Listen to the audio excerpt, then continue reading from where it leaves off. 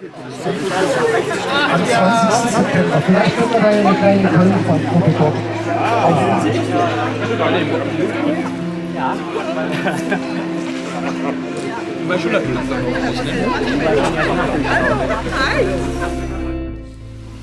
Hallo YouTube, es ist der 2.8.2025 und ich bin mal wieder in Köln. Und zwar bin ich in Köln, wie man sehen kann, an der alten Location vom Köln-Pfad. Ja, und zwar bin ich hier, weil ich zu meinem Holzdom für die 171 Kilometer ganz gerne den schwarzen Metalldom noch haben möchte. Und den schwarzen Metalldom gibt's für 100 Kilometer. Heute also nochmal Köln-Pfad, diesmal nur 100 Kilometer Köln-Pfad. Ja, die ganze Community ist hier schon versammelt auf dem Parkplatz und in ungefähr 20 Minuten geht's los mit dem Bus zum Start. Ja, und dann 100 Kilometer. Das Wetter wird relativ durchwachsen, denke ich mal. Es wird relativ kalt. Jetzt sind 19 Grad, nachts wird es 14 Grad. Wir werden wahrscheinlich auch den einen oder anderen ordentlichen Schauer abkriegen. Aber naja, kommt wie es kommt. Ich nehme euch auf jeden Fall mit und viel Spaß mit dem Video. Schon lange vor. Ich habe direkt am Boden 100 Meter ins Stadion reingekommen. Das Stadion komplett Rasen, neue Fahrbahn, alles durch. 7, 6, 5, 4, 3, 2, 1. Dann Gute Füße und keine Blasen. ebenso. Wir hören uns.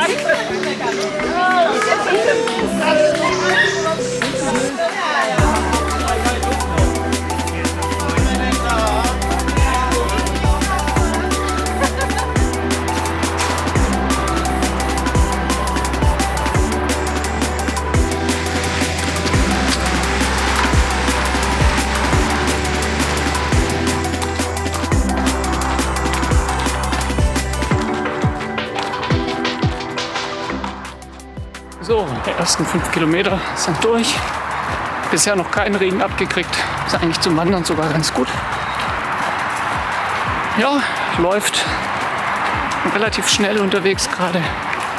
Mal gucken, wie lange ich das halten kann. Und ja, kann so weitergehen. Strecke kenne ich ja. Ich melde mich wieder. Bis später.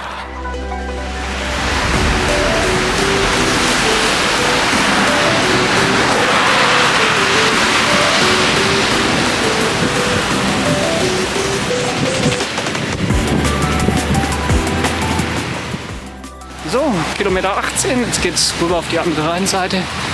Das war ungefähr der Kilometer 100 beim 171er. Jetzt ist es der Kilometer 18.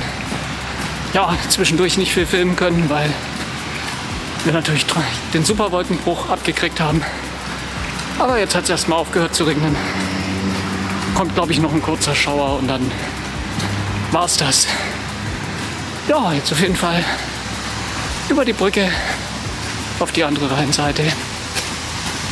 Blick auf den Kölner Dom. Näher kommen wir dem heute nicht. Und ja, weiter geht's.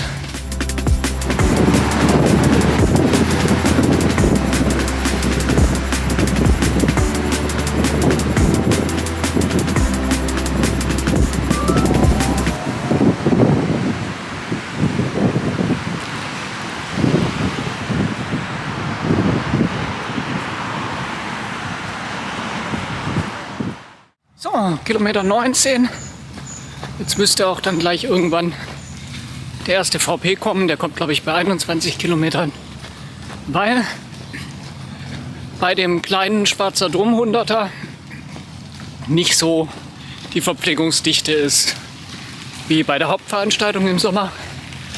Das heißt, wir haben einen Verpflegungspunkt so ungefähr alle 20 Kilometer.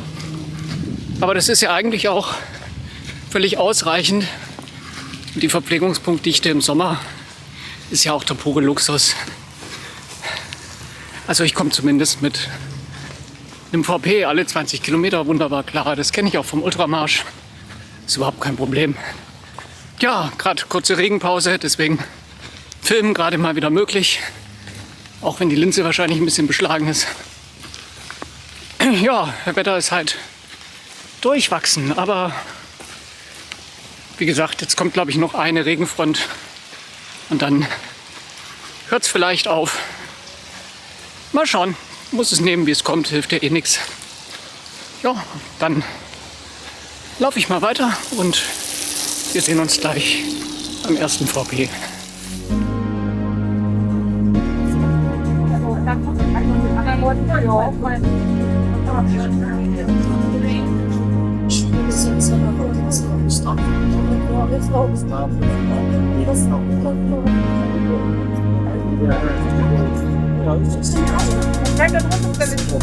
Also da vorne gibt es noch.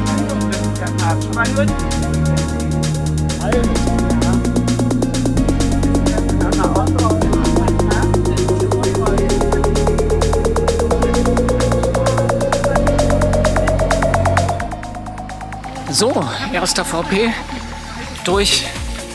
War wieder bestens ausgestattet. Gemüse, Obst, sogar Rührei hätte es gegeben. Ah, richtig super. Aber das kennt man ja von Köln-Fahrt. Verpflegung ist immer top. Ja, Regen hat jetzt aufgehört. Ist die Sonne gerade ein bisschen rausgekommen. Und jetzt geht's am Rhein lang. Strecke kenne ich ja schon. Erstmal 5 Kilometer auf der einen Seite, Rheinseite runter und dann 5 Kilometer auf der anderen Rheinseite.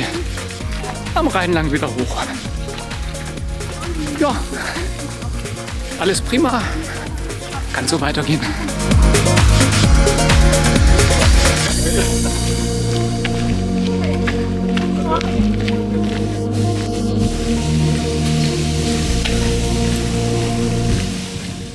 Gleich 27 Kilometer, 4 Stunden 25. Ist richtig schön. Jetzt kommt gerade die Sonne wieder raus. Können die nassen Klamotten ein bisschen trocknen. Perfekt. Und mit der Pace käme auch eine richtig schnelle Zielzeit raus. Aber das weiß ich noch nicht, ob ich das halten kann und halten will. Vor allen Dingen nachher durchs Bergische Land mit den Höhenmetern. Und ansonsten hat der Tom ja auch gemeint, soll kein Wettbewerb werden. Eigentlich sind wir viel zu schnell unterwegs für die VP-Öffnungszeiten. Ich bin mal gespannt, ob der zweite Verpflegungspunkt dann offen hat, schon wenn wir da kommen. Sonst müssten wir ein bisschen langsamer laufen. Beim ersten war das jetzt gerade überhaupt kein Problem. Der war schon aufgebaut, alles super. Und ja, mal gucken, wie das beim zweiten VP ist. Ja, ansonsten ist es richtig schön. Den Teil der Strecke, den ich jetzt laufe, den bin ich auf den 171 komplett im Dunkeln gelaufen. Und es ist echt nett, die Strecke jetzt mal bei Tag zu sehen. Ja, macht auf jeden Fall Spaß. Und wir sehen uns am zweiten VP oder wenn es was Interessantes zu sehen gibt.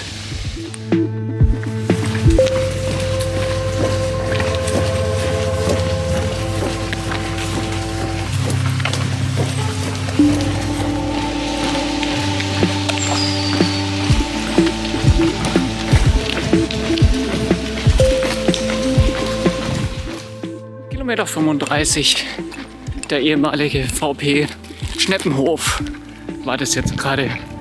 Ja, als ich beim 171er hier vorbeigekommen bin, ging es mir gar nicht gut. Da hatte ich irgendwie Magenprobleme, habe da an der Wand gelehnt und habe versucht, mich irgendwie zusammenzuraffen, weil hier geht ja jetzt dann auch die sogenannte Todeszone los. Ja, und heute angenehm kühle Temperaturen. Die Todeszone wird wohl keine Todeszone werden. Alles super. Ja.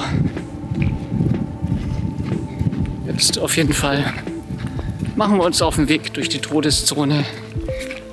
So langsam dann in Richtung Binsberg. Ja, alles prima.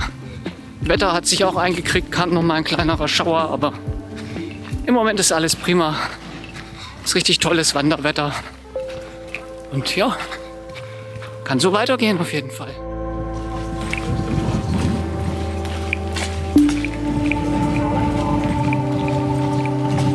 Das ist ja etwa, sage ich mal,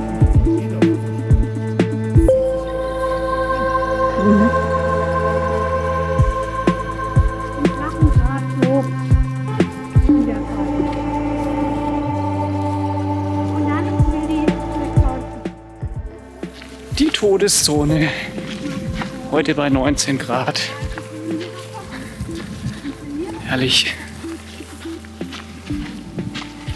Kein Baum, kein Strauch. Todeszone. Beim 171er war ich hier morgens. Da ging es mit der Hitze noch. Aber wenn man hier in der Mittagshitze übers Feld laufen muss, dann ist das sicherlich richtig übel. Ja, heute alles kein Problem. Kilometer 40,5, 6 Stunden 42. Ja, immer noch in der Todeszone.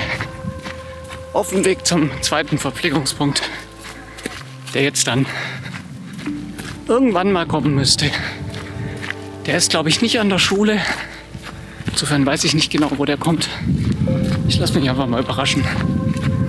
Aber weit kann es jetzt nicht mehr sein. Wetter immer noch toll. Im Moment kein Regen in Sicht. Mal gucken, wenn heute Nacht auch keiner mehr käme, wäre das ganz nett. Ja, ziemlich schnell unterwegs. Bin mal gespannt, wie lange ich das so halten kann und was dann am Ende für eine Zeit rauskommt. Mal sehen, ich lasse mich überraschen.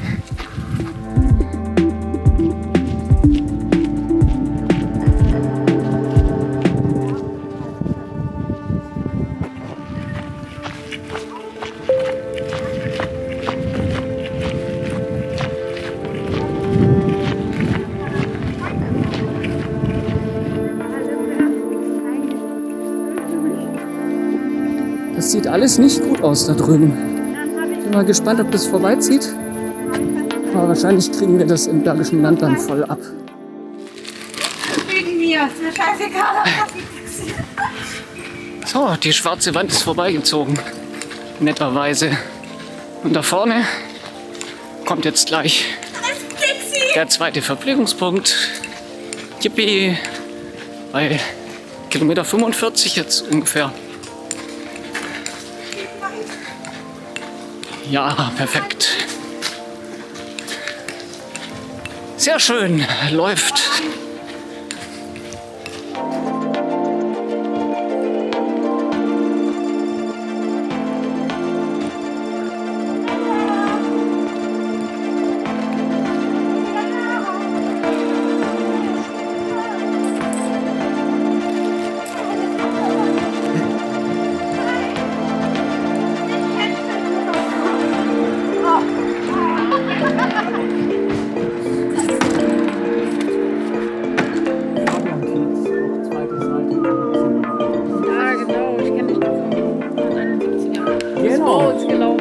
Genau. Diesmal nur 100, weil Schwarzer Dom muss ja auch sein. Der Ja, ergänzt genau. sich so schön. Genau. Salat, Kartoffeln mit Quark. Oh, genial.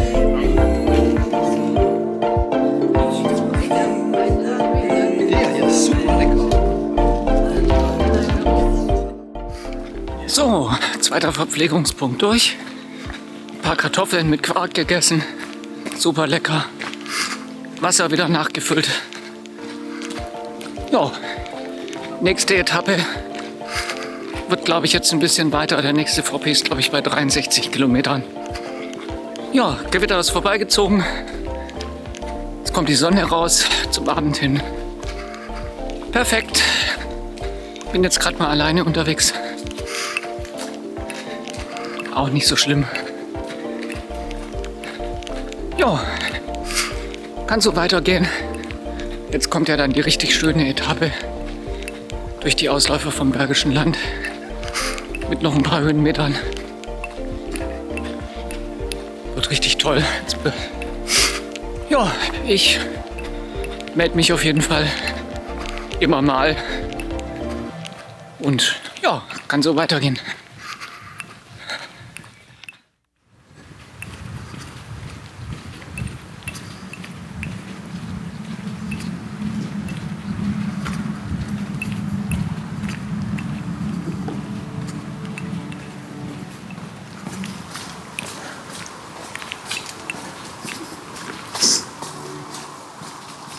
Und ich war so fertig bei dem 171er, als ich hier durch dieses Wäldchen gelaufen bin. Es ist nämlich alles hier kurz vor dem Verpflegungspunkt Schule. Und das hat sich gezogen bis dahin. Der Weg hat kein Ende genommen. Und das ist natürlich mit 50 Kilometer dann gleich in den Beinen ist es deutlich angenehmer als beim letzten Mal hier lang mit, ja genau, hier ging es lang, ich erinnere mich noch. Ja, mit, keine Ahnung, 120 Kilometern in den Beinen.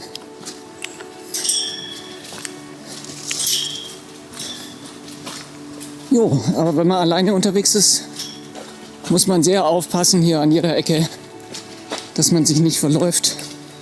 Und wenn es nachher dann demnächst dunkel ist, wird das nicht unbedingt einfacher. Weil Beschilderung ist halt schwierig. Und wenn man den Track nicht auf der Uhr hat, dann muss man doch öfter das Handy rausziehen und gucken, dass man auch einigermaßen auf der richtigen Spur ist. Naja, macht ja nichts. Halt nachher im Dunkeln. Ein bisschen aufpassen. Aber es ist ganz witzig, dass man die ganze Strecke, die bin ich hier bei Tag gelaufen, beim 171er, dass man die jetzt hier in die Nacht hinein dann läuft. Hier ist zum Beispiel so ein Wegweiser. Ja, und auch jetzt die ganze Strecke Monte Trodelö. Ja, dann diesmal alles im Dunkeln. Ist auch mal witzig. Die ganze Strecke noch mal anders erleben als beim 171er. So. Kilometer 50 nach 8 Stunden 35. Läuft, würde ich sagen. Mal gucken, was die zweite Hälfte dann so kann.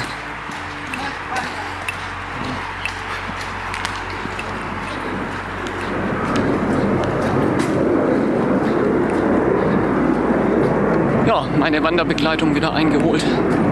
Die haben den Bogen zur Schule gemacht, haben also 300 Meter mehr und jetzt laufen wir wieder zusammen. Was auch schön ist, wenn es jetzt dann dunkel wird demnächst.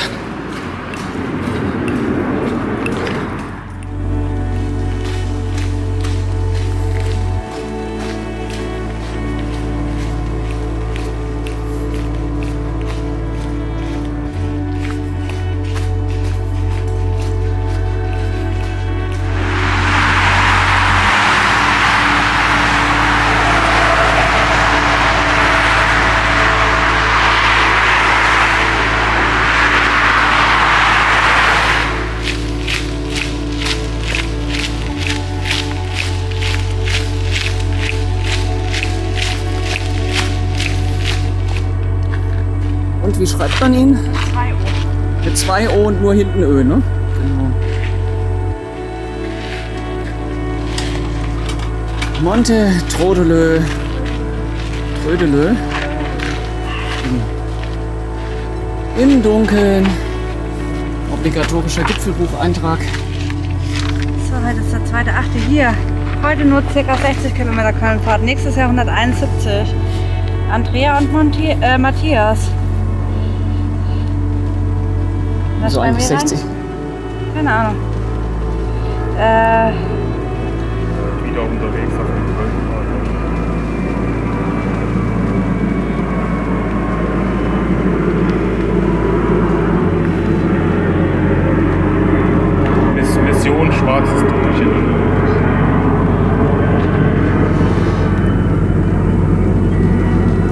haben die da oben, die 60 gelaufen sind, wohl nicht gewusst, dass heute schwarzes Dömchen ist. Und sind einfach nur privat rumgelaufen. Ne? Ich glaube, dass die vielleicht abbrechen am VP oder so. Ach so, ja gut, kann natürlich auch sein.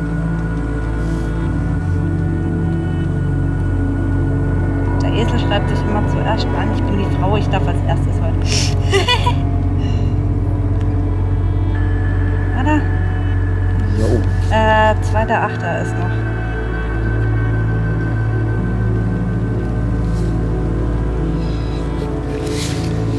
Das muss man jetzt einmal hier noch festhalten. Stimmt.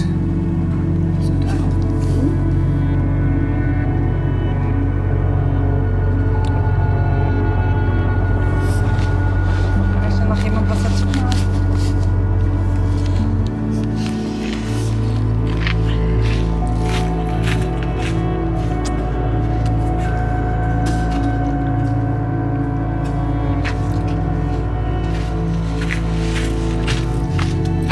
Mal ganz kurz ist noch Pause. Da würde ich ganz kurz sitzen bleiben. Diese Gut, und weiter geht's.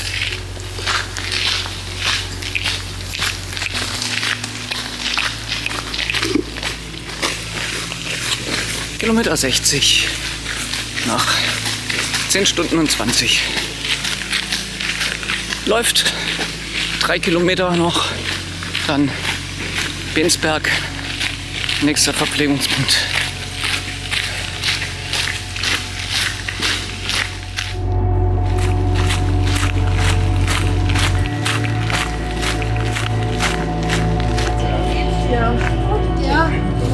Die Jungs sagen, ich bin schon cool.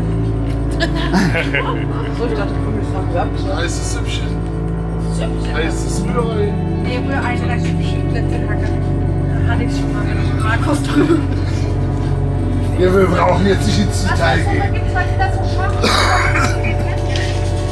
Weil beim 151er war die Kartoffelsuppe so scharf. Da war es so viel Chili oder so dabei.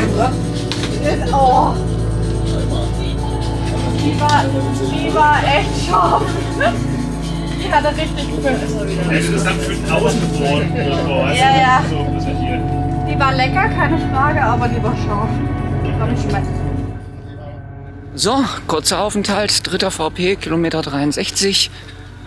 Bisschen Nudelsuppe gegessen. Jetzt bin ich gespannt, ob Nudelsuppe und Belastung jetzt mit dem Anstieg so eine gute Idee war. Naja, wir werden sehen. Es kommen auf jeden Fall noch ein paar Höhenmeter.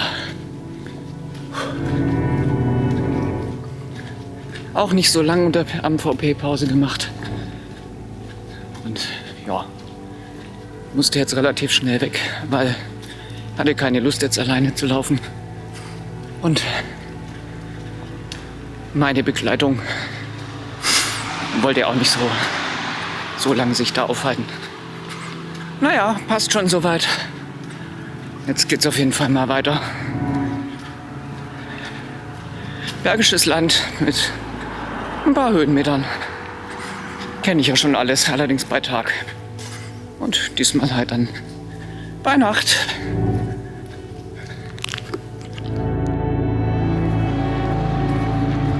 Bensberger Fluss, bei Nacht.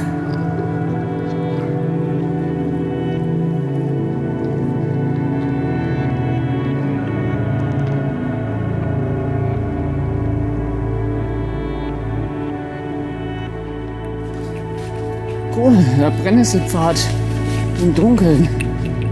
Sehr schön. Aber ist gar nicht so krass zugewachsen, es geht.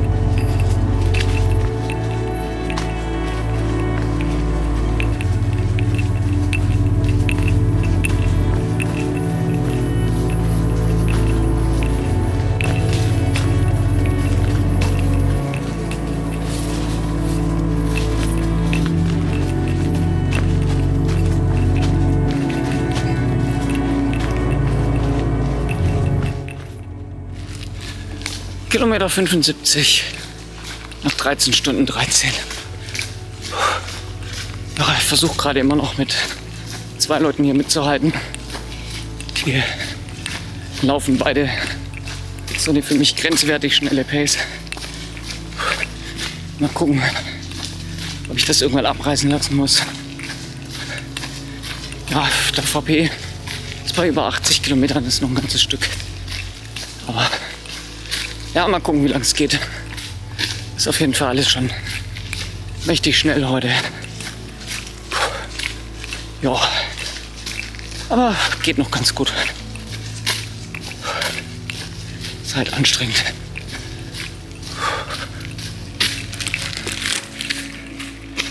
Boah, diese 9 Minuten und ein bisschen Pace, die ist so hart. Die anderen beiden sind immer noch 50 Meter vor mir. Ich schaff's nicht, die Lücke zu laufen. Das ist so krass. Boah.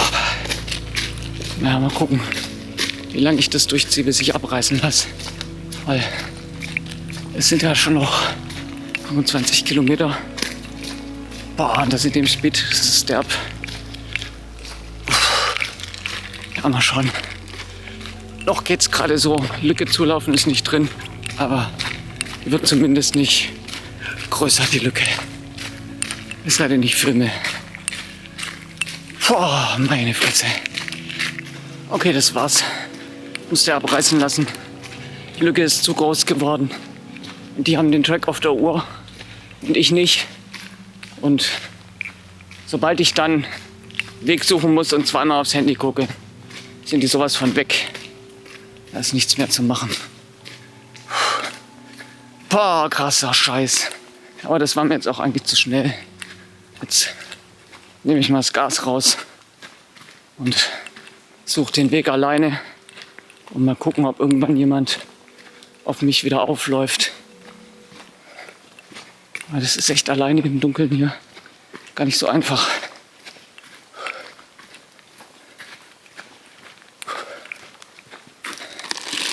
Der Teil der Strecke, der war im Hellen deutlich einfacher zu finden. Aber gut, bin ja ganz vorne mit dabei. Wenn ich mich verlaufe, kommen genügend Leute noch hinterher. Das heißt, irgendwo einen werde ich dann schon treffen. Jetzt laufe ich erstmal einfach mit weniger Tempo weiter und nehme mir vielleicht den Stress auch ein bisschen raus. Das war jetzt halt echt anstrengend. Und sind noch 23 Kilometer. Ja, So, jetzt dann so ganz langsam ich hatte dass du halt mal vom VP wieder weg. Nacht hast, Ja. weißt? Weil das wird so langsam echt richtig kalt. Bis zur zweiten Nacht, dass du eine Stunde länger hast. Das meine ich dann. Ja, ja. Mal gucken, Du hast ja so die 48 Stunden. ob es nach dem Weiterlaufen dann, länger Karenz bis zur Nacht. dass ich den Kreislauf wieder oben habe. Das meine ich. Aber die war ja schon. Boah, das war jetzt echt ein bisschen zu lange Aufenthalt am VP. Erstmal wieder in Gang kommen. Naja, jetzt sind es noch 18 Kilometer. Kriegen wir jetzt auch voll rum.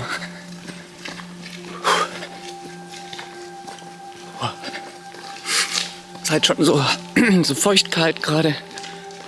Und wenn man dann am VP zu lange sitzt, dann, ja, es ist halt ein bisschen anstrengend, wieder in Gang zu kommen.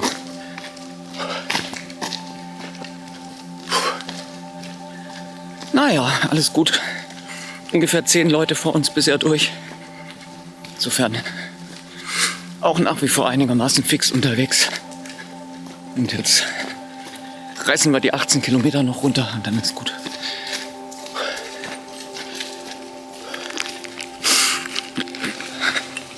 So, Kilometer 90, 16 Stunden 22.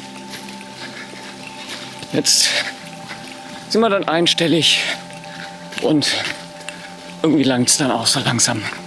Wie immer, die letzten 10 Kilometer werden noch mal richtig zäh.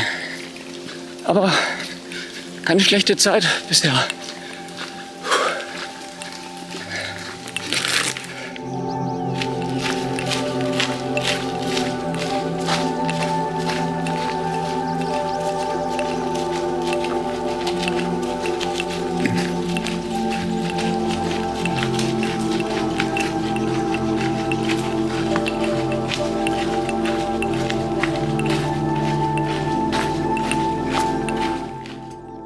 Ja, Kopf raus, Beine an. Noch 6 Kilometer. Zäh, zäh, zäh. Wie immer am Ende. Wird jetzt auch Zeit, wenn man ins Ziel kommt.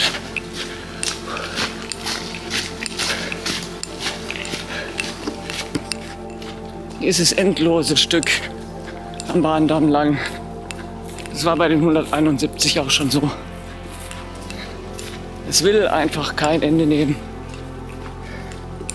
Aber es fängt an, hell zu werden. Und eigentlich ist es jetzt auch nicht mehr so weit. Einfach Zähne zusammenbeißen und den zähen Rest noch platt treten. Wie immer. Und dann ist der 100er Dom auch gesichert. Und dann Köln-Fahrt nur noch lange Distanz. Das war jetzt mal ganz schön, die kurze, weil auch ein paar Abschnitte jetzt in der Nacht gemacht, die ich nur vom Tag aus kenne und andersrum. Das war ganz cool. Aber ich glaube, für die kleine Strecke muss ich nicht nochmal herkommen. Nur noch für die große. Puh. Ja. So. Da ist er. Der kleine schwarze Dom. Schön sieht er aus. Ja, 17 Stunden 55 für knappe 100 Kilometer. Richtig cool. Unter 18 Stunden wollte ich eigentlich kommen. Habe ich auch irgendwie geschafft. War super hart. Ich glaube, mit der Pace, die 171 auf gar keinen Fall. Ich bin jetzt richtig fertig. Ich bin irgendwie fertiger als nach dem Schwarzwald. Gut, da habe ich natürlich auch 2,5 Stunden länger gebraucht. Aber ja, wenn man auf so einer einfachen Strecke dann richtig schnell läuft die ganze Zeit, dann ist es am Ende natürlich auch anstrengend. Aber ansonsten war wieder richtig tolle Veranstaltung, Verpflegungspunkte, war richtig super, gab alles, was man sich vorstellen kann. Rührei, Milchreis, Suppe, alles Mögliche. War richtig toll organisiert, richtig schön. Und ja, Köln ist auf jeden Fall immer eine Reise wert. Die 171 nächstes Jahr sind auf jeden Fall auch schon gebucht. Und ja, ich glaube, der schwarze Dom jetzt für die 100er Strecke, da reicht mir, glaube ich, einmal. Ich denke, also wenn Köln, dann nur noch für die lange Strecke. Aber zumindest einmal musste der schwarze Dom her und hat ja auch gut geklappt. Wetter war ziemlich durchwachsen natürlich, ordentlich Regen abgekriegt am Anfang. Und dann natürlich mit klammen Klamotten und Wasser, was von den Bäumen tropft, irgendwie die ganze Nacht. War auch nicht sonderlich warm. Also war schon irgendwie ziemlich ungemütlich, Oktoberwetter. Aber ja, auch das ist so erstmal kein Problem. Ja, schön war's und auf jeden Fall nächstes Jahr in Köln. Zweiter Versuch, 171 Kilometer.